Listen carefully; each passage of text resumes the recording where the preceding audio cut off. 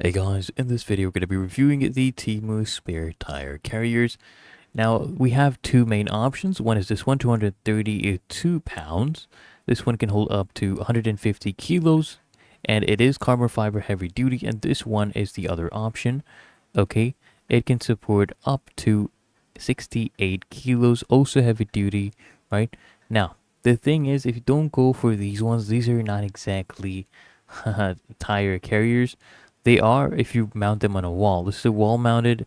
This is also a, wheel changer. Not exactly a tire carrier. These are tire carriers. You can go for this one. This is a 232-pound one. This is what it looks like. Very heavy duty. Okay, you cannot go wrong with this one. This is the other cheaper option you can go with, and this is what it looks like. Okay, so these are the two options I suggest you going for.